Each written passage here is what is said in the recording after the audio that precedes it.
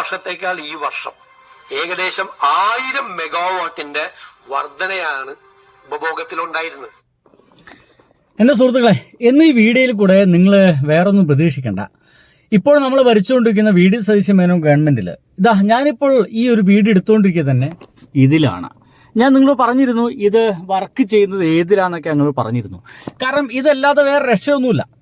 കാരണം അകത്ത് പോയിട്ട് എങ്ങനെ വീഡിയോ എടുക്കാൻ നോക്കിയാൽ, അല്ലെങ്കിൽ റൂമിൽ നിന്ന് എങ്ങനെ വീഡിയോ എടുക്കാൻ നോക്കിക്കഴിഞ്ഞാൽ എപ്പോഴാണ് കറണ്ട് പോവുക എന്ന് പറയാൻ പറ്റില്ല. അപ്പോൾ പിന്നെ നമുക്ക് എന്ത് ചെയ്യും?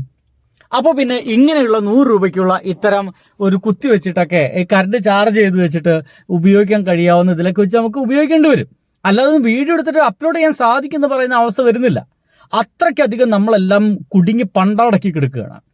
ഈവൻ ഈ ഒരു കറണ്ട് കിട്ടാത്തതുകൊണ്ട് ഓക്സിജൻ നേരെ വണ്ണം കൊടുക്കാൻ കഴിയാത്തതുകൊണ്ട് ഒരു രോഗിയടക്കം മരിച്ചു പോയത് ഈ ഒരു ഭരണകാലഘട്ടത്തിലെന്ന് മനസ്സിലാക്കണം. അപ്പോഴാണ് രാവിലെ എണീച്ചു കഴിഞ്ഞാൽ ഇന്ന് എന്ത് നുണ പറയണം എന്നുള്ള തോന്നലോടുകൂടി ചില ആളുകളെല്ലാം നമ്മുടെ മുമ്പിലേക്ക് വരുന്നത്. നിങ്ങളൊന്ന് ആലോചിച്ച് നോക്കിയേ, എന്തോരം വലിയ നുണയാണ് ഈ പറയുന്നത് എന്നുള്ളതാണ്. ആദ്യം മുതൽ തന്നെ കേൾക്കുക. കഴിഞ്ഞ വർഷത്തേക്കാൾ ഈ വർഷം ഏകദേശം 1000 മെഗാവാട്ടിന്റെ വർധനയാണ് ഉപഭോഗത്തിലുണ്ടായിരുന്നത്. നമ്മൾ ഏകദേശം ഉപയോഗിക്കുന്ന 1000 മെഗാവാട്ട് അതിന്റെ വർധന ഉണ്ടായിരിക്കുന്നു എന്നുള്ളതാണ്. അതായത് കഴിഞ്ഞ തവണ 2000 ആണെങ്കിൽ ഇപ്പൊ 3000 ആയി. കഴിഞ്ഞ തവണ 3000 ആണെങ്കിൽ ഇതാ ഈ വെറും 2 മാസം കൊണ്ട് അത് 4000 ആയി. വെറും 2 മാസം കൊണ്ട് 4000 അധികം. അടിപൊളി. ബാക്കി കേൾക്കാലോ.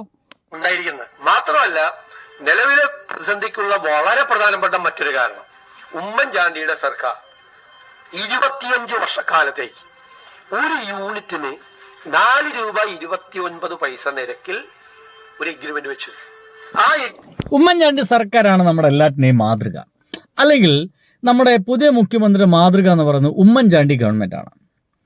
ഉമ്മൻചാണ്ടി ഗവൺമെന്റ് കാലഘട്ടത്തിൽ 2.25 വർഷത്തേക്ക് 2.5 രൂപ നിരക്കിലോ അല്ലെങ്കിൽ 4.5 രൂപ 4.2 രൂപ നിരക്കിലെങ്ങാണ്ട് വൈദ്യുതി വാങ്ങിക്കാനുള്ള ഒരു കരാർ ഉണ്ടാക്കിയിരുന്നു എന്നാണ് പറയുന്നത്. ഇദ്ദേഹം ഈ പറയുന്നതിൽ എന്തെങ്കിലും ഒരു വാസ്തവമുണ്ടോ? അതോ ഇദ്ദേഹത്തിന്റെ വാക്കുകൾ മാത്രമാണ് നമ്മുടെ മാധ്യമങ്ങൾ നാട്ടുകാരുടെ മുമ്പിലേക്ക് എത്തിക്കുള്ളൂ എന്നതിനാൽ ബഹുമാനപ്പെട്ട പ്രതിപക്ഷ നേതാവിന്റെ വാക്കുകൾ മാധ്യമങ്ങൾ വഴി പുറത്തേക്ക് എത്തിക്കില്ല എന്നതിനാൽ ഏതാളുകൾ വിശ്വസിക്കും? ബാക്കി കേൾക്കാം. എഗ്രിമെന്റ് പ്രകാരം അന്നത്തെ ഉമ്മൻചാണ്ടി സർക്കാർ 1 വർഷം വാങ്ങിച്ചു, 7 വർഷം പിണറായി സർക്കാരും വാങ്ങിച്ചു. 7 വർഷം. 8ാമത്തെ വർഷം ആ വൈദ്യുതി കരാർ റദ്ദാക്കി. ആ എഗ്രിമെന്റ് ഇപ്പൊ നിലവിലില്ല. ആ എഗ്രിമെന്റ് ഉണ്ടായിരുന്നുവെങ്കിൽ ആ എഗ്രിമെന്റിന്റെ പാർട്ടി ആ കമ്പനികൾ നമുക്ക് വൈദ്യുതി തരാൻ ബാധ്യത ഉണ്ടായിരുന്നു. ഓപ്പൺ മാർക്കറ്റിൽ വൈദ്യുതി കിട്ടാനില്ല. LDF government. എന്റെ സുഹൃത്തുക്കളെ, കണ്ടില്ലേ? ഓപ്പൺ മാർക്കറ്റിൽ വൈദ്യുതി കിട്ടാനില്ല. ഏതോ ഒരു കരാർ ഉണ്ടായിരുന്നത് 10-25 വർഷത്തേക്ക്. അത് LDF വന്നു കഴിഞ്ഞപ്പോൾ അത് റദ്ദാക്കിയെന്ന് പറയുന്നത്. ഇതിൽ എന്തെങ്കിലും വസ്തുതയുണ്ടോ എന്നുള്ളതാണ് നമ്മൾ അന്വേഷിക്കേണ്ടത്. തീർച്ചയായിട്ടും അന്വേഷിക്കണം. പിണറായി വിജയൻ പറയുന്നത് നമുക്കൊന്ന് കേൾക്കാം. കാരണം യാഥാർത്ഥ്യത്തോടെ പറയുള്ളൂ. പിന്നിപ്പോ ബാക്കി പിന്നെ പറയാം. പ്രത്യേക സമീപനം അവിടെയാണ് LDF ഗവൺമെന്റ് UDF ഗവൺമെന്റ് തമ്മിലുള്ള വ്യത്യാസം നാം കാണേണ്ടത്. ആ കരാറിനോട് വ്യത്യസ്തതയുള്ളവരായിരുന്നു ഞങ്ങൾ. ആ കരാറിനകത്ത് നേരായ കരാറല്ല എന്ന അഭിപ്രായം ഞങ്ങൾക്ക് ശക്തമായിട്ടുണ്ടായിരുന്നു.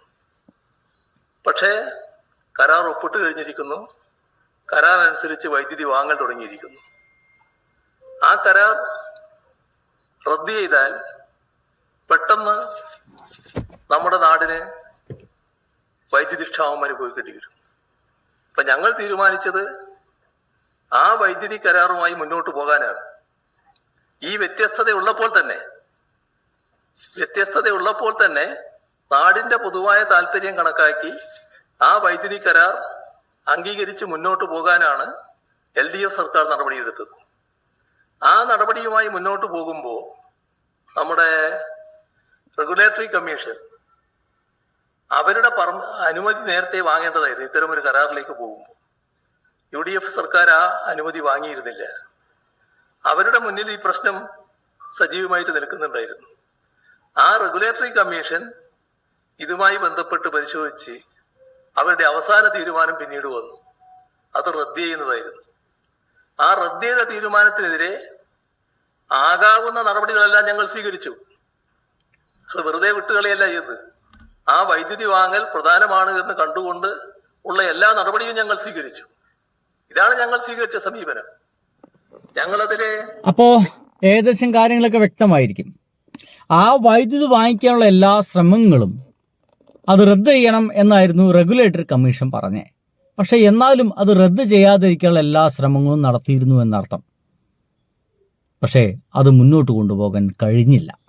നിങ്ങൾ കാണിച്ചത് കൊള്ളരുതായ്മയാണ്, അതുകൊണ്ട് ഞങ്ങളത് പൂർണ്ണമായിട്ട് ഉപേക്ഷിക്കുന്നു എന്ന നിലയല്ല. ഉപേക്ഷിക്കേണ്ടതാണ്, എന്നാൽ ഉപേക്ഷിച്ചാൽ നാട് ഇരുട്ടിലാവും. അതല്ല നല്ലത്. നാടിന്റെ താല്പര്യം സംരക്ഷിക്കലാണ് നല്ലത് എന്ന് കണ്ടുകൊണ്ട നിലപാടാണ് ഞങ്ങൾ സ്വീകരിച്ചത്.